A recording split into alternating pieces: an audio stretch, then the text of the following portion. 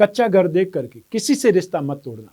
तजुर्बा है बुजुर्गों का कि मिट्टी की पकड़ मजबूत होती है, संगमरमर तो पैर अक्सर फिसलते ही देखे गए। नमस्कार, मैं हूं कमल श्रीमाली। आप सभी का बहुत बहुत स्वागत आपके अपने चैनल में और मासिक राशिफल मई 2022 के इस विशेष एपिसोड में। यह एपिसोड कर्क राशि के लिए है और यह राशिफल आपकी राशि, नाम राशि अर्थात मून साइन पर आधारित है। हर मासिक राशिफल के विशेष एपिसोड में बहुत से सेगमेंट पर विश्लेषण करते हैं, इस बार भी यही करेंगे। तो इस मासिक राशिफल में सबसे पहले आपकी इनकम और इन्वेस्टमेंट पर, फिर पारिवारिक सुख पर, शिक्षा और संतान सुख पर, आपके स्वास्थ्य और शत्रुओं पर, आपके दाम्पत्य सुख, गृहस्थ सुख के साथ साथ में उन लोगों के बारे में भी बात करेंगे जिनकी कोई गहरी फ्रेंडशिप चल रही है। और फिर विशेष रूप से विश्लेषण करेंगे आपके जॉब, प्रोफेशन, कैरियर या बिजनेस के बारे में। और अंत में बात करेंगे इस राशिफल के उपायों के बारे में, जिससे इस राशिफल को अपने लिए अनुकूल बनाया जा सके, फायदेमंद बनाया जा सके। तो आइए अब आरंभ करते हैं आप कर्क राशि के लिए मासिक राशिफल मई 2022। और सबसे पहले हम बात कर रहे हैं आपकी इनकम और इन्वेस्टमेंट के बारे में। मई 2022 आरंभ होते ही आपको आभास होगा कि ग्रहों का मंत्रिमंडल चेंज हो चुका है, उनकी पोजीशंस चेंज हो चुकी है। तो बहुत सी राशियों के लिए बहुत सुखद स्थिति हुई है, तो उसमें से कुछ राशि के लिए नेगेटिव स्थिति भी उत्पन्न हुई है। उसमें से आपकी राशि भी एक है। आपको शनि का ढैया आरंभ हो चुका है 29 अप्रैल 2022 से 12 जुलाई 2022 तक। ये टेम्परेरी है, ये सिर्फ आपको ट्रेलर दिखाई देगा। असली मूवी 17 जनवरी 2023 से 29 मार्च 2025 तक दिखाई देगी। तो ऐसी स्थिति में ये जो ट्रेलर दिखाई दे रहा है, इससे सबक सीखिएगा, अपने आप को कंट्रोल कीजिएगा, आपके लिए ज़्यादा बेटर रहेगा। अब इस राशिफल में अच्छा क्या हुआ है कि यहाँ पर बृहस्पति राशि से 9th हाउस में आ चुके हैं, जो कि बहुत ज़्यादा सुखद है, बहुत ज़्यादा शुभ माने जाते हैं। क्योंकि राशि से 2nd, 5th, 7th, 9th और 11th जब जब भी बृहस्पति आएंगे एक्स्ट्रा ऑर्डिनरी सक्सेस देंगे। क्योंकि बृहस्पति हमारे जीवन में सबसे ज़्यादा कंट्रोल करते हैं। धर्म, अर्थ, काम और मोक्ष, इन सभी के रिप्रेजेंटेशन के लिए, कारक के लिए बृहस्पति को जाना जाता है। तो ऐसी स्थिति में मई 2022 में जब इनकम की बात करेंगे तो यहाँ पर स्थितियाँ बहुत ज़्यादा बेटर दिखाई देंगी। क्योंकि लाभ भाव के अधिपति शुक्र उच्च राशि के हैं। लाभ भाव पर आपकी राशि का की प्लेनेट मंगल, उनकी दृष्टि है। और साथ ही साथ चंद्रमा पर भी बृहस्पति की दृष्टि है। जो चंद्रमा जो कि राशि के अधिपति हैं, वहाँ पर बृहस्पति की उच्च राशि है, उच्च दृष्टि है। ऐसी स्थिति में यहाँ पर जो लोग ट्रेडिंग का काम करते हैं, जो लोग कम्युनिकेशन का काम करते हैं, बोलचाल की भाषा से ज़्यादा उनकी कमाई होती है। चाहे वो स्पीकर्स हो सकते हैं, स्टैंड अप आर्टिस्ट हो सकते हैं, ऑरेटर्स हो सकते हैं, म्यूजिशियंस हो सकते हैं, या मार्केटिंग वाले लोग हो सकते हैं, इंश्योरेंस वाले लोग हो सकते हैं। उनकी कमाई यहाँ पर ज़्यादा बढ़ती दिखाई देगी। उनको एप्रिसिएशन ज़्यादा मिलेगा, लाभ ज़्यादा मिलेगा, काम करने के अवसर ज़्यादा मिलेंगे और संतुष्टि ज़्यादा मिलेगी। आने वाली 15 मई 2022 से सूर्य भी बुध के साथ में ज्वाइन हो जाएंगे। तो ऐसी स्थिति में सूर्य बुध की युति से बुधादित्य योग का निर्माण हो जाएगा। सूर्य लाभ भाव में आकर के और ज़्यादा स्ट्रेंथ आपको देंगे। और सूर्य इस समय भी राशि से 10th हाउस में राहु के साथ में ग्रहण योग बना रहे, लेकिन अपनी उच्च राशि में मौजूद है। धन और संपत्ति के मामले में यहाँ पर या इन्वेस्टमेंट के मामले में सूर्य यहाँ पर शुभ फल देते रहेंगे 15 मई 2022 तक। तो ऐसी स्थिति में यहाँ पर आपको जो लोग भी शुक्र से संबंधित कामकाज करते हैं, फैशन एंड कॉस्मेटिक का, रेडीमेड गारमेंट का, इवेंट एंटरटेनमेंट का, media, electronics, James and jewellery, artificial jewellery, show business, event and entertainment, handicraft, या ये बोल सकते हैं एंटिक का काम करने वाले, इंपोर्ट और एक्सपोर्ट का काम करने वाले, श्रृंगार प्रसाधन से संबंधित जो भी कामकाज करने वाले लोग हैं, उन सभी के लिए ये माह बहुत ज़्यादा बेटर है, शुभ है।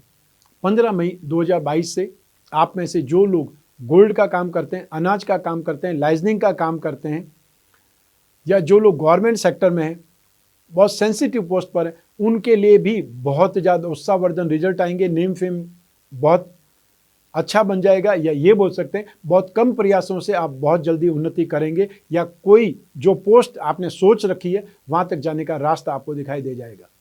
तो यहाँ स्थितियाँ बहुत बेटर और बहुत सुखद बन रही है, बहुत पॉजिटिव स्थिति है। आप इस चीज़ का फ़ायदा उठा सकते हैं। अब बात करते हैं इन्वेस्टमेंट की। मई 2022 में और स्पेशली 15 मई 2022 तक आप चाहें तो गोल्ड में, गवर्नमेंट बॉन्ड में, या फिर ऐसी कंसल्टेंसी वाले शेयर्स में इन्वेस्टमेंट कर सकते हैं जो कि लाइजनिंग का काम करते हो, कंसल्टेंसी का काम करते हो, या फिर आपके जीवन को सरल बनाने वाले जो सॉफ्टवेयर का निर्माण करने वाली कंपनी हो। 15 मई के बाद में आप चाहें तो ऐसी इन्वेस्टमेंट कर सकते हैं जिसको क्रूड ऑयल से संबंधित जाना जा सकता है, इस्पात से संबंधित, स्टील से संबंधित, सीमेंट उद्योग में आप इन्वेस्टमेंट कर सकते हैं। और जो लोग कमोडिटी के थ्रू इन्वेस्टमेंट करना चाहें वो गोल्ड में इन्वेस्टमेंट कर सकते हैं। गेहूं यदि कमोडिटी में है तो उसमें इन्वेस्टमेंट करना आपके लिए सुखद है या आपके लिए प्रॉफिटेबल हो सकता है। आइए अब बात करें आपके पारिवारिक सुख की।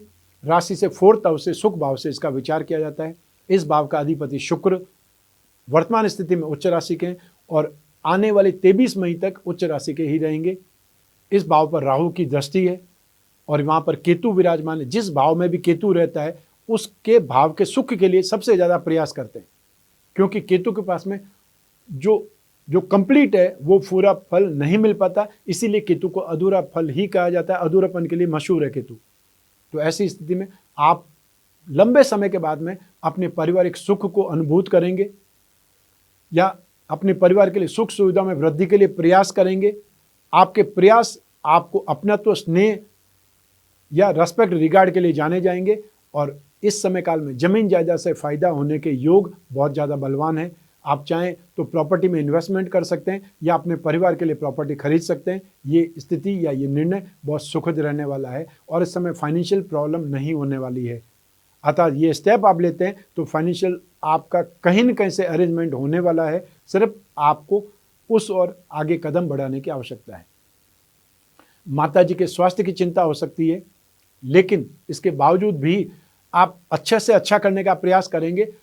फिर भी घर के परिवारजन उसमें से कुछ न कुछ कमी ढूंढ ही लेंगे, क्योंकि शनि का ढैया आपको है और शनि के ढैया में, शनि की 7.5 में अपनों से ही सबसे ज़्यादा विरोध होता है। चाहे आप अपनों के लिए अपनी जान की बाजी लगा दें, उसके बावजूद भी वो उसमें कुछ न कुछ कमियां ढूंढ लेते हैं या आपको साइड में करने का प्रयास करेंगे। आइए अब बात करें शिक्षा की और संतान सुख की। राशि से 5th भाव से, शिक्षा और संतान भाव से इसका विचार किया जाता है। इस भाव पर बृहस्पति और शनि की दृष्टि है। ऐसी स्थिति में आप में से जो लोग भी टेक्निकल स्टूडेंट्स हैं या टेक्निकल अपने आप को डेवलप कर रहे हैं, उन लोगों को सबसे ज़्यादा सपोर्ट मिलेगा, सबसे ज़्यादा ग्रास्पिंग या नॉलेज उनकी वृद्धि होगी, उनकी नॉलेज बढ़ेगी। इस समय काल में ये बोल सकते हैं कि एक लंबे अरसे के बाद में आपको रिलैक्स फील होगा, आपको एक प्रकार से कॉन्फिडेंस फील होगा और आपको जल्दी सीखने का मौका मिलेगा। जिस चीज़ को समझने में उससे पहले काफ़ी टाइम लगता था, बृहस्पति क्योंकि कारक है ज्ञान का, नॉलेज का, ऐसी स्थिति में बृहस्पति की सुखद दृष्टि आपको सपोर्ट करने वाली है। स्पेशली टेक्निकल क्षेत्र में सबसे ज़्यादा सपोर्ट होगा, चाहे मैकेनिकल इंजीनियरिंग, कंप्यूटर इंजीनियरिंग या कोई भी इंजीनियरिंग से संबंधित, चाहे आप सिविल इंजीनियरिंग से संबंधित स्टडीज़ करते हो, आप रिसर्च से संबंधित स्टडीज़ कर सकते हैं, एविएशन से संबंधित कोई न कोई आप कोर्स कर रहे हैं, आपको ये समय का सपोर्ट करेगा। साथ ही साथ जो फाइनेंस के स्टूडेंट हैं, लिटरेचर के स्टूडेंट हैं, ग्रामर के स्टूडेंट हैं, इतिहास से संबंधित स्टूडेंट्स हैं, उनके लिए भी स्थितियाँ बहुत ज़्यादा बेटर है। आने वाली 17 मई 2022 से जब मंगल भी राशि से 5वें भाव पर दृष्टिपात करेंगे, तब जो कंप्यूटर से संबंधित स्टूडेंट्स हैं, जो कंप्यूटर इंजीनियरिंग की बात कर सकते हैं, सिविल इंजीनियरिंग की बात कर सकते हैं, लॉ की स्टडीज़ की बात कर सकते हैं या एग्रीकल्चर से संबंधित कोई भी कोर्स कर रहे हैं, डेयरी फार्म से संबंधित कोई भी कोर्स कर रहे हैं, उनके लिए भी यहाँ पर सपोर्ट की स्थिति पैदा हो जाएगी। वो लोग भी बहुत ज़्यादा रिलैक्स फील करेंगे और बहुत तेज़ी से डेवलप करेंगे। ये समय काल आप में से कोई भी अपने आप को अपग्रेड करने के लिए एग्ज़ाम देने वाला है, चाहे वो डिपार्टमेंट का एग्ज़ाम है, कोई इंटरव्यू है, कोई डिबेट में हिस्सा लेना है, ये समय काल आपको सपोर्ट करेगा। बहुत ज़्यादा सुखद स्थिति है या ये बोल सकते हैं सक्सेस की संभावनाएं बहुत ज़्यादा बलवान है। अब बात करते हैं संतान सुख की। राशि से 5वें भाव से संतान सुख के बारे में विचार किया जाता है।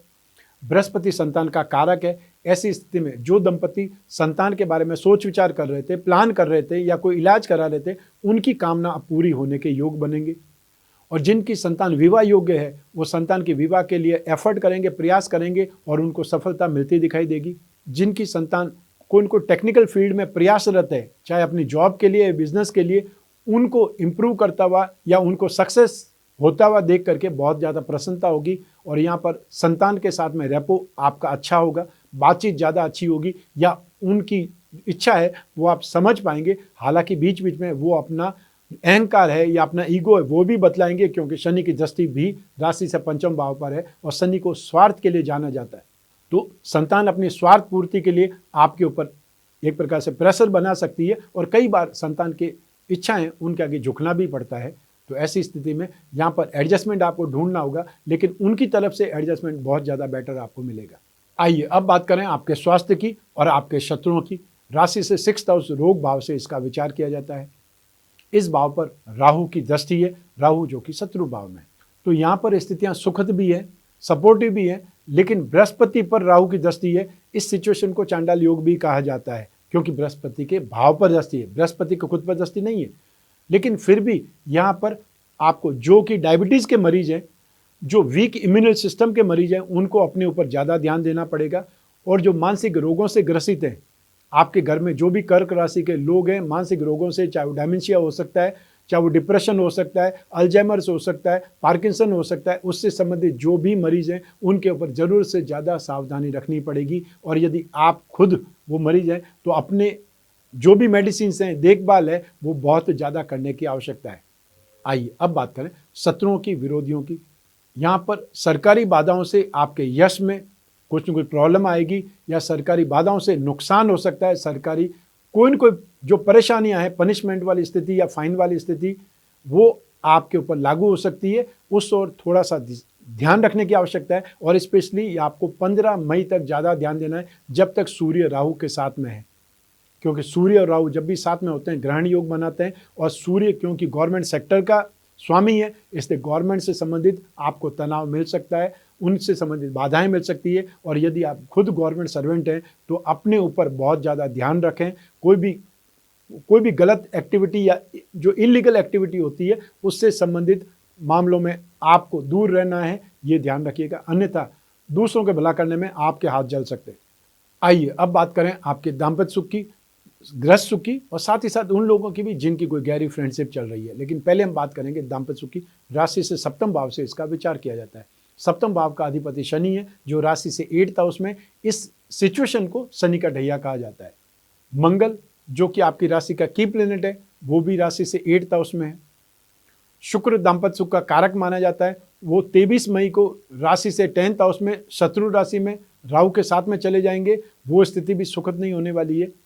यहाँ पर स्थिति एक सुखद स्थिति है कि बृहस्पति राशि से 9th हाउस में है, और बृहस्पति गृहस्थ सुख, संतान सुख के कारक माने जाते हैं। वो एक सपोर्टिव सिस्टम आप मान सकते हैं, समझ सकते हैं। और शुक्र भी 23 मई तक उच्च राशि के, वो भी सिचुएशन को आप अपने लिए शुभ मान सकते हैं। लेकिन शनि की स्थिति, क्योंकि 7वें भाव का स्वामी ही शनि है, उसकी स्थिति शुभ नहीं होने से यहाँ पर वैचारिक मतभेद की स्थितियाँ ज़्यादा आएगी। छोटी छोटी बातों पर तनाव बढ़ सकता है, कटुता बढ़ सकती है, एक दूसरे को नीचे दिखाने की आदत से घर में एक प्रकार से घमासान हो सकता है।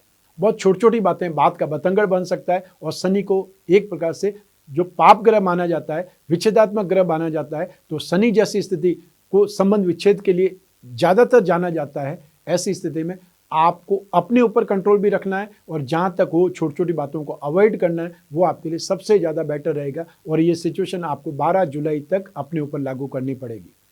हालांकि बृहस्पति इस मामले में आपकी सपोर्ट करेगा, लेकिन जो सामने ग्रह दिखाई देता है 7वें भाव का अधिपति ही जब आपको दुख देने पर आमादा है या कष्ट देने पर आमादा है, तब आप क्या करेंगे? आपको शनि से संबंधित उपाय करके राहत के माध्यम ढूंढने पड़ेंगे, या अपने आप को और शांत रखना पड़ेगा। तो ऐसी स्थिति में जिन लोगों का जनवरी फरवरी में विवाह हुआ है, उनको तो बहुत ज़्यादा सावधान रहने की आवश्यकता है। जिनकी कर्क राशि है, उनको स्टार्टिंग में ही बहुत छोटी छोटी बातों पर नेगेटिविटी देखने को मिल सकती है। जो उन्होंने सपने देखे थे, वो सपनों के अलावा, सपनों के अतिरिक्त दूसरी चीज़ें देखनी पड़ेंगी। अतः जो उन्होंने सोचा नहीं, वो सारी चीज़ें उनके सामने होगी।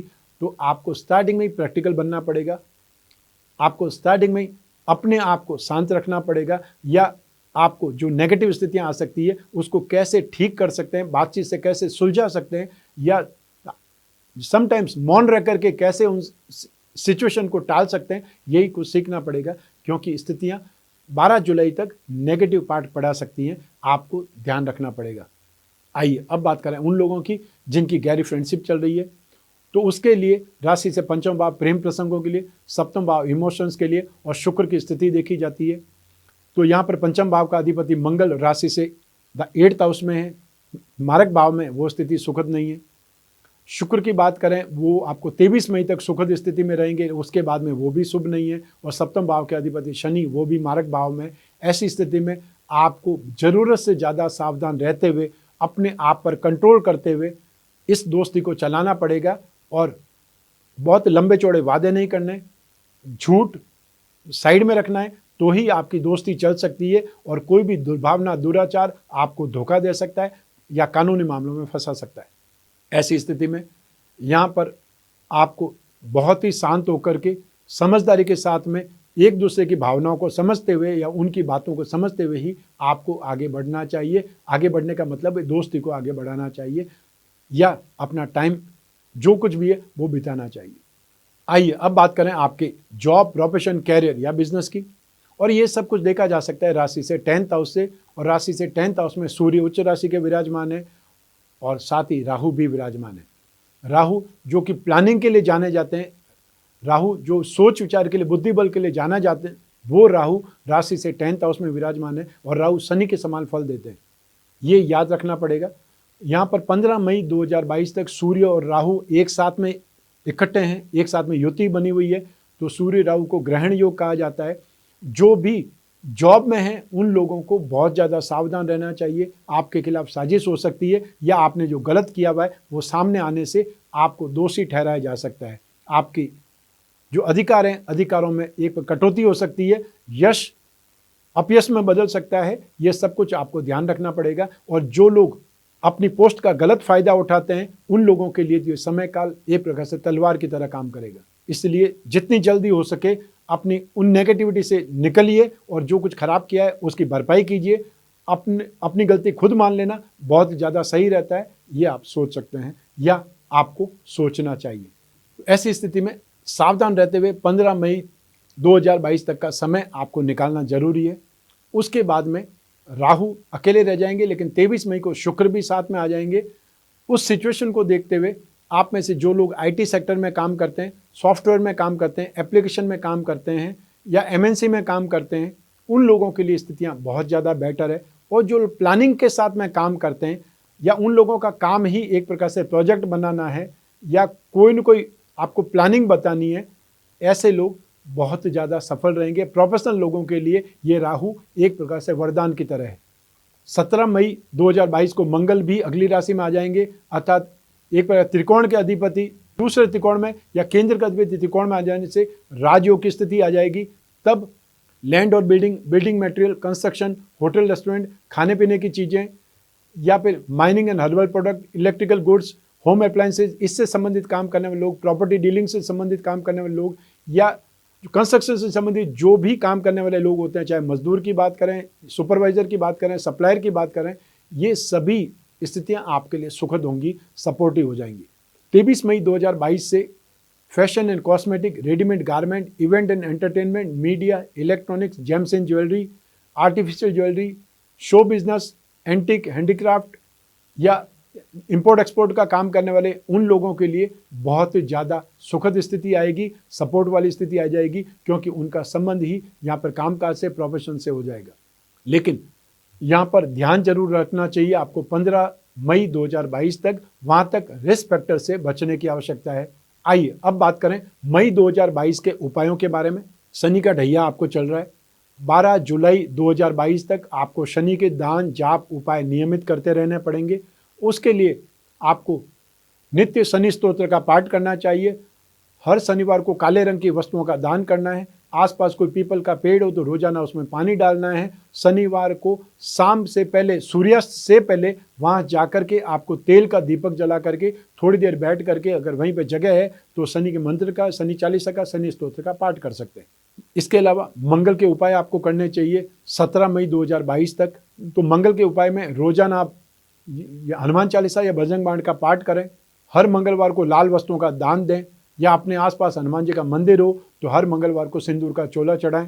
ये आपके लिए सुखद उपाय हो सकते हैं। और उसके पश्चात 23 मई से शुक्र के उपाय करने पड़ेंगे आपको। जो लोग भी अपने पारिवारिक सुख चाहते हैं या इनकम में इंप्रूवमेंट चाहते हैं उन लोगों के लिए, क्योंकि शुक्र राशि से 10th हाउस में जो गोचर वसात शुभ नहीं माने जाते हैं और शुक्र दाम्पत्य सुख के कारक माने जाते हैं।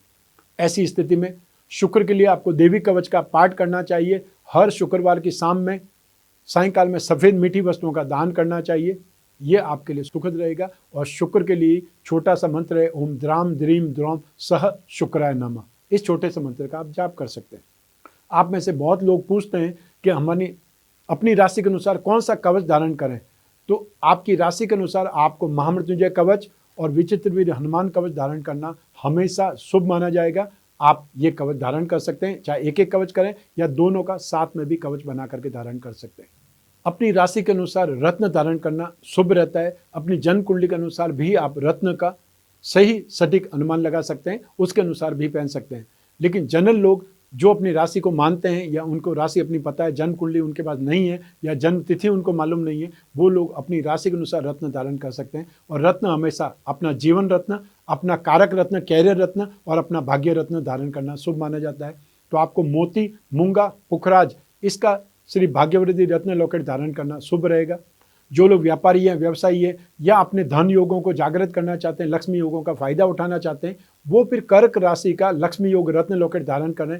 इस रत्न लॉकेट में 4 रत्न होते हैं जो आपके लक्ष्मी योगों को, धन योगों को बल प्रदान करेंगे और उससे आपकी धन संबंधित कामना पूरी होगी।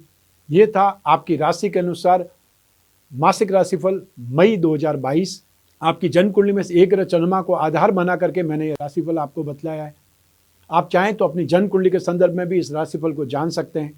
जब समस्याएं ज़्यादा हो, जब भविष्य में झांकना हो या कोई बहुत बड़े जो डिसीजन लेना है उसके अंदर दुविधाजनक स्थिति हो, तो अपनी जन्म कुंडली का सहारा लेना चाहिए। और यूँ भी 1 वर्ष में एक बार अपनी जन्म कुंडली का विश्लेषण जरूर करवा लेना चाहिए, जिससे आने वाले समय में क्या बाधाएं आने वाली है, क्या अच्छा होने वाला है, क्या बुरा होने वाला है, उसकी जानकारी हो सके।